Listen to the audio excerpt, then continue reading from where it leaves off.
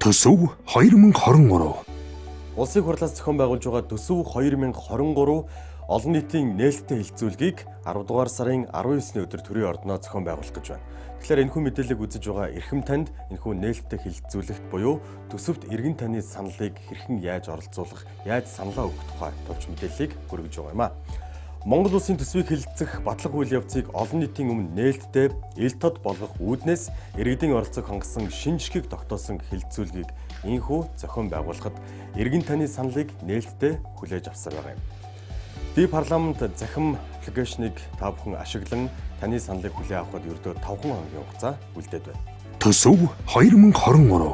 Харин 10 дугаар сарын 12-ны өдөр буюу өнөөдрийн 9 цагийн байдлаар ди парламент захим системд хуулийн төслийг 5758 иргэн үзэж танилцсан байна.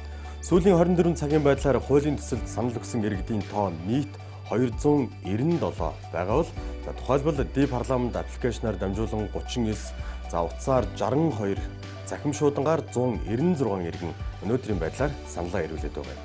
Сүүлийн 24 цагийн байдлаар иргэдээс ирүүлсэн саналаас онцлбол төрийн эмнэлгийн тухай хуулийн хэрэгжилтийн хүрээнд хүүхдийн эрүүл мэнд, амь нас, тэдний ая тухтай сурч боловсрох орчинтой холбоотой аливаа асуудлуудыг энэ тэргуунд авч үзэж тэдний хичээллэх байрыг барьж дуусгахад шаардлагатай төсөв хөрөнгийг төрийн хэмнэлтээс ангид байлгаж сургуулийн барилгыг төлөвлөсөн хугацаанд нь барьж дуусган ашиглалтанд оруулахаар анхаарч ажиллах зайлшгүй шаардлагатай байгаа тухай саналыг иргэдээс давхарцсантойгоор нэлээд илүүтэй ирүүлээд байгаа юм а.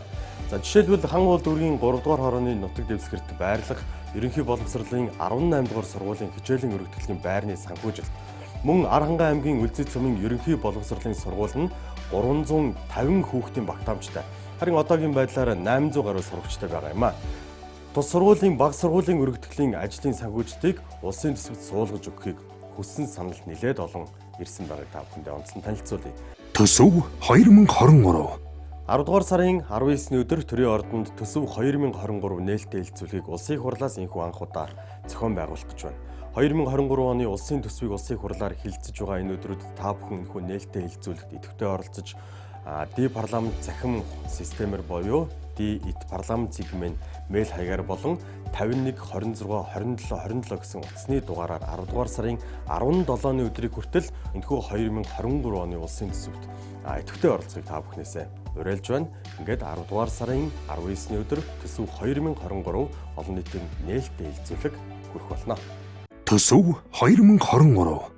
Ирэх жилийн төсвийн талаарх иргэдийн санал бодлыг ди парламент аппликейшнаар дамжуулан 10 дугаар сарын 7-ноос 17-ны хооронд авна. Та технологийн дэвшлиг ашиглан төсвийн зүйл заалт хүрд тус аппликейшнаар дамжуулан саналаа өгөх бүрэн боломжтой. Та саналаа өгөхдөө ди парламент цэгийн сайт болон утсан дээрх ди парламент аппликейшн руу ороод өргөн мэдүүлсэн төслүүд цэс рүү ороход хамгийн ихэнд байрлах Монгол улсын нэгдсэн төсөв 2023 руу ороод санал өгөх товчон дээр дарна. Ингэснээр эх оны төсвийн талаарх дэлгэрэнгүй мэдээлэл гарч ирэх бөгөөд төсвийн зүйл заалт хүртэн танилцсан өөрийн саналаа өгөөрэй.